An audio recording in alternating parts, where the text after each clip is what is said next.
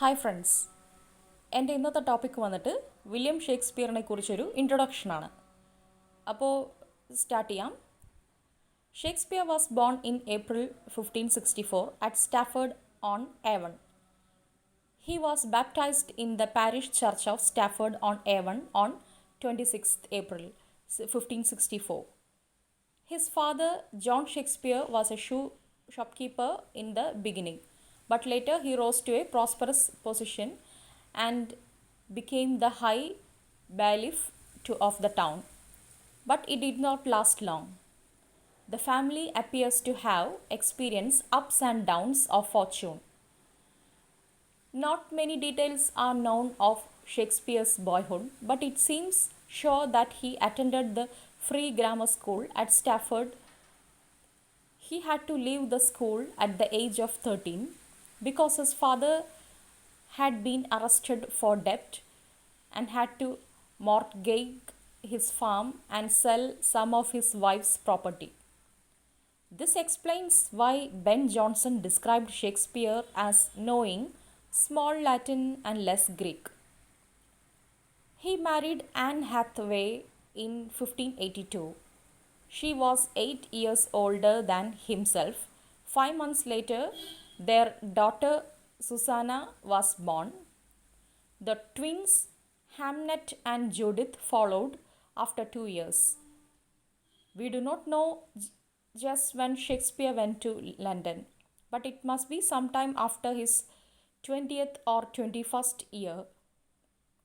The favorite story is that he had been involved in deer poaching, and the consequence made him leave Stafford.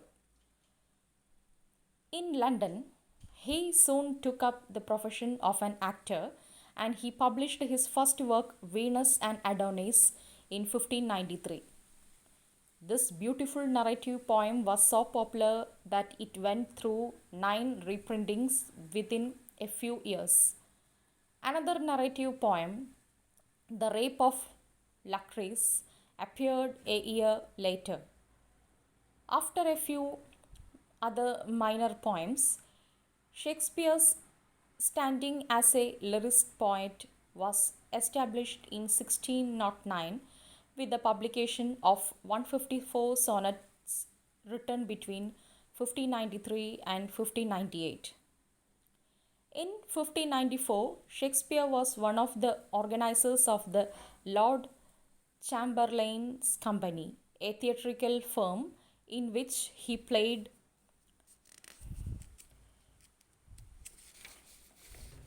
the triple role of actor, shareholder, and playwright. In 1599, this company built its own theatre, the Globe, and when James I came to the throne in 1603, it came directly under royal patronage and changed its name to King's Company. Shakespeare prospered. In 1596, he was honored with the title of gentleman. In 1597, he brought new plays, one of the finest house in Stafford. This followed a number of purchases of houses and land both in Stafford and in London. In the same year, Francis Meres published a book entitled Paladis Damnia, in which he praised Shakespeare as one of the best English writers, and in the course of his commendation, he named a dozen of Shakespeare's plays. He speaks of mellifluous and honey-tongued Shakespeare when referring to him as distinguished alike in tragedy and comedy.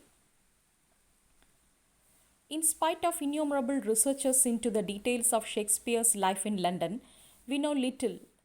In 1611, he returned to Stafford with his wife and married daughter and lived there till his death, which was on his birthday, April 23rd, 1616.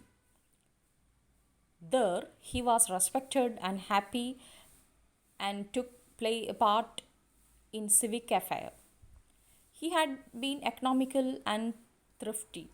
So his later days were spent in comfort before he was laid to his last rest in the English earth that he had loved so well. Shakespeare died at New Place on April 23rd, 1616, and was buried in the chancel, that is eastern part of a church used by the priest and choir of Stafford Church, on the 25th. The only report as the cause of his death is in diary, printed in 1839, of the Reverend John Ward, who was appointed Vicar of Stratford in 1662, that Shakespeare, Drayton, and Ben Jonson had a mere meeting, and it seems he drank too hard, for Shakespeare died of a fever there contracted. അപ്പോൾ ഇതിൻ്റെ ഒരു ചുരുക്കം പറയുകയാണെങ്കിൽ, Shakespeare വന്നിട്ട് ജനിക്കുന്നത് April 1564 Stafford upon ആവണിൽ. അദ്ദേഹം baptise ചെയ്തത്, അതായത് മാമോദിസ മുക്കിയത് വന്നിട്ട് പാരിഷ് ചർച്ച്, അതായത് സ്റ്റാഫോർഡിലുള്ള പാരിഷ് ചർച്ചിലാണ്. അദ്ദേഹത്തിൻ്റെ അച്ഛൻ ജോൺ ഷേക്സ്പിയർ ഒരു ഷോപ്പ് കീപ്പർ. അപ്പോൾ തുടക്കത്തിൽ അദ്ദേഹം ഒരു സാധാരണ ഒരു കടക്കാരനായിരുന്നു. ആൻഡ് അത് കഴിഞ്ഞിട്ടാണ് കുറച്ചുകൂടെ ഹൈ പൊസിഷൻ കിട്ടിയത്. അങ്ങനെ ടൗണിലേക്ക് നല്ല ഒരു ജോലിയൊക്കെ കിട്ടി അവർ മാറി. പക്ഷേ അതും അധികമൊന്നും കാലം നീണ്ടു നിന്നില്ല. ഇവരുടെ ഫാമിലിയിൽ നിന്ന് പറഞ്ഞു കഴിഞ്ഞാൽ ഒരു സമയത്ത് നല്ല ബിസിനസ് ഉണ്ടാവും, ഒരു ചില സമയത്ത് കുറയും. അപ്പോൾ ജീവിക്കാൻ വേണ്ട പൈസയൊന്നും അധികം അങ്ങനെ കിട്ടിയിട്ടില്ല. എന്നാലും ഷേക്സ്പിയറിൻ്റെ കുട്ടിക്കാലത്തെക്കുറിച്ചൊന്നും അധികം ഒന്നും നമുക്ക് പറയാനില്ല, കാരണം അധികം ഒന്നും അറിഞ്ഞിട്ടില്ല. അപ്പോൾ ഷേക്സ്പിയറിൻ്റെ പഠിപ്പിനെ പറ്റി മാത്രം, അതായത് ഗ്രാമർ സ്കൂളിലാണ് ചേർന്നത്. അത് കഴിഞ്ഞിട്ട് 13-ാം വയസ്സിൽ തന്നെ സ്കൂൾ പഠിത്തം നിർത്തേണ്ടി വന്നു. അതിൻ്റെ കാരണവും പറയുന്നത് അദ്ദേഹത്തിൻ്റെ അച്ഛൻ്റെ കടബാധ്യത. അതുകൊണ്ട് സ്വാഭാവികമായി അറസ്റ്റ് ചെയ്യപ്പെട്ടു. അപ്പോൾ അന്നത്തെ ഫിനാൻസറൊക്കെ ചിലവരൊക്കെ എങ്ങനെയായിരുന്നില്ലേ? ഇപ്പോൾ ഷേക്സ്പിയറുടെ മെർച്ചൻ്റ് ഓഫ് വെനീസിൽ ഷൈലോക്ക് എങ്ങനെയാണ്, അതായത് ആൻ്റോണിയോയ്ക്ക് എങ്ങനെയാണ് കടം കൊടുക്കാമെന്ന് തീരുമാനിച്ചത്? അപ്പോൾ അങ്ങനെ ഒരു ഫിനാൻസറിനെ ഓർത്താൽ മതി. അതുപോലെ തന്നെ ആയിരിക്കും തോന്നുന്നു ഷേക്സ്പിയറിൻ്റെ അച്ഛന് പൈസ കടം കൊടുത്ത ആളും. അപ്പോൾ തിരിച്ച് പെട്ടെന്ന് കൊടുക്കാൻ പറ്റാത്തത് കൊണ്ട് അറസ്റ്റ് ചെയ്യുകയാണ് ചെയ്തത്. അങ്ങനെ ഫ്രീ ആവണം എന്നുണ്ടെങ്കിൽ പൈസ അവർ ചോദിച്ചത് കൊടുക്കാൻ വേണ്ടി അവരുടെ കൃഷി സ്ഥലമൊക്കെ വിൽക്കേണ്ടി വന്നു.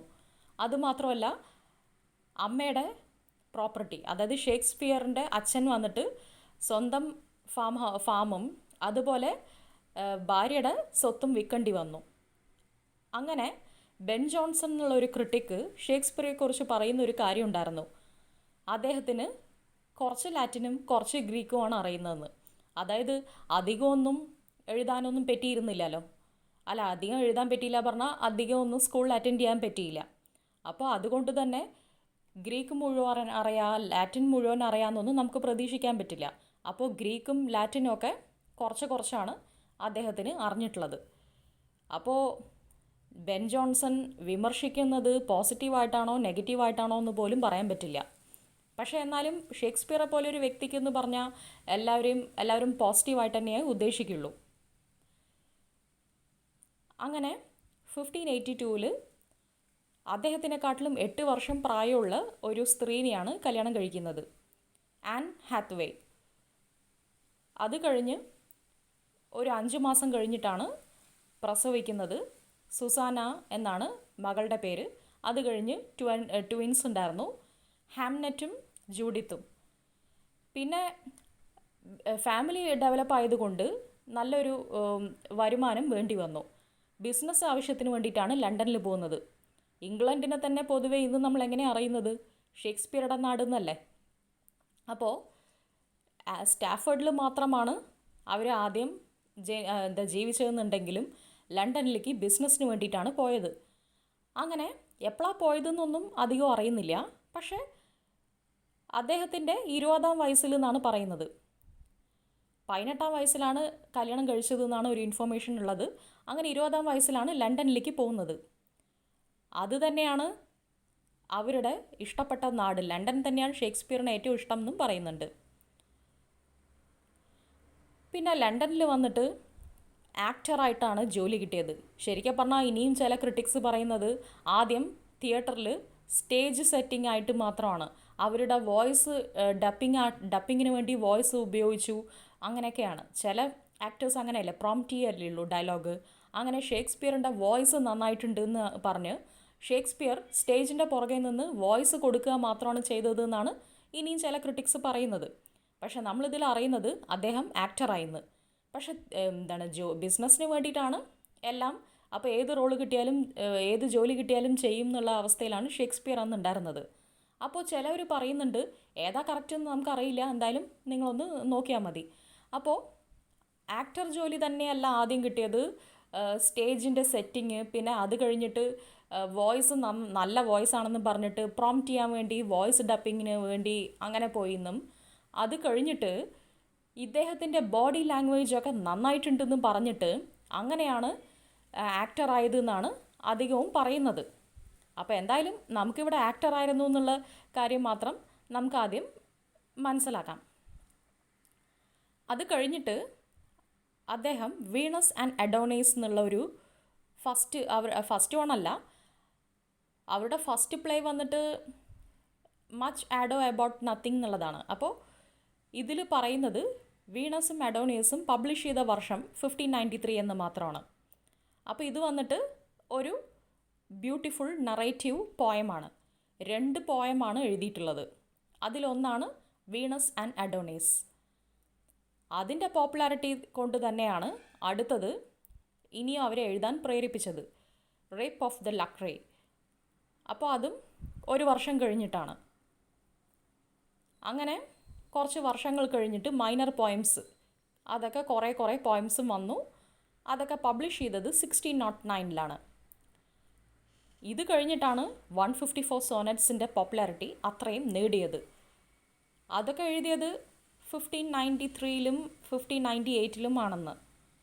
അപ്പോൾ എക്സാമിന് നിങ്ങളടുത്ത് എസ്സേ എഴുതാൻ ചോദിച്ചാൽ ഇവരുടെ പേഴ്സണൽ കാര്യങ്ങൾ എഴുതണം എന്ന് എന്തായാലും പറയുന്നില്ല. അപ്പോൾ നിങ്ങളുടെ എസ്സേ വന്നിട്ട് വല്ലാതെ നീണ്ടുപോകും. അപ്പോൾ ഈ ഫസ്റ്റ് പാരഗ്രാഫ് കുറച്ച് ഇമ്പോർട്ടൻ്റ് ആണ്. അതായത് ഷേക്സ്പിയർ വാസ് ബോൺ ഓൺ തൊട്ടിട്ട് he knows less Greek and Latin. അപ്പോൾ ബെൻ ജോൺസൻ്റെ കമൻറ്റ് എന്തായാലും നിങ്ങൾ എഴുതിയിരിക്കണം. കാരണം ഒരു ക്രിറ്റിസിസം കൂടെ എഴുതിയാലേ നിങ്ങളുടെ എസ്സേ പൂർത്തിയാവുള്ളൂ. അപ്പോൾ ഫസ്റ്റ് പാരഗ്രാഫ് ഏറ്റവും ഇമ്പോർട്ടൻ്റ് ആണ്. നിങ്ങൾ എന്തായാലും എക്സാമിന് പ്രിപ്പയർ ചെയ്യുന്ന ആൾക്കാർ പഠിച്ചിരിക്കണം. അത് കഴിഞ്ഞിട്ട് നിങ്ങൾക്ക് വേണം അത്ര ഉറപ്പുണ്ടെന്നുണ്ടെങ്കിൽ മാത്രം സെക്കൻഡ് ആൻഡ് തേർഡ് പാരഗ്രാഫ് എഴുതിയാൽ മതി. എഴുതുന്നതുകൊണ്ട് എന്തായാലും നല്ലത് തന്നെയാണ്. അത് കഴിഞ്ഞിട്ട് കുറച്ചുകൂടെ ഇമ്പോർട്ടൻ്റ് ഉള്ളത് ഈ തേർഡ് അതായത് in London he took up the profession, ആ പാരഗ്രാഫുമാണ്. അപ്പോൾ എക്സാം പോയിന്റിൽ ഇത് മാത്രമാണ് നിങ്ങൾ ഓർത്ത് വെക്കേണ്ടത്.